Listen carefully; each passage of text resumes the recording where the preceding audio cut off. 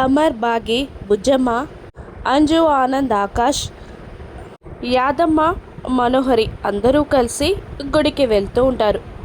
2 కార్లలో వెళ్తూ ఉంటారు.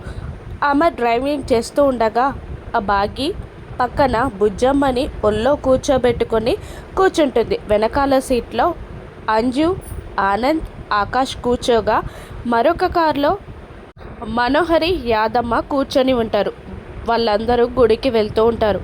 అంతా గమనిస్తున్న మనోహరి యాదమ్మతో, ఏంటి ప్రచండ ఇంకా కనిపించట్లేదు అని అని అడగ్గా, యాదమ్మ మనం గుడికి చేరేలోపు ఖచ్చితంగా వస్తాడు అని అంటూ ఉంటుంది.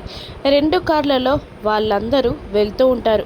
ప్రచండ పరిగెత్తుకుంటూ వచ్చి ఒక రాబందు రూపంలోకి మారిపోయి ఆకాశంలో ఎగురుతూ ఈ కార్ల వెనకాలే పడతాడు. ఇక ప్రచండ కోసం ఎదురు చూస్తున్న మనోహరి పక్షి రూపంలో వచ్చిన ఆ ప్రచండని చూసి సంబరపడిపోతూ ఉంటుంది. ఇక ప్రచండ ఆ పక్షి రూపంలో అమర్ కారుకి ఎదురు తిరిగి అమర్ కారుకి దగ్గరగా వస్తూ కార్లో ఉన్న వాళ్ళని పొడవడానికి వస్తూ ఉంటుంది. దాంతో అమర్, బాగి, బుజ్జమ్మ ముగ్గురు భయపడుతూ ఉంటారు. అది చూసి మనోహరి చాలా సంతోషపడుతూ ఉంటుంది.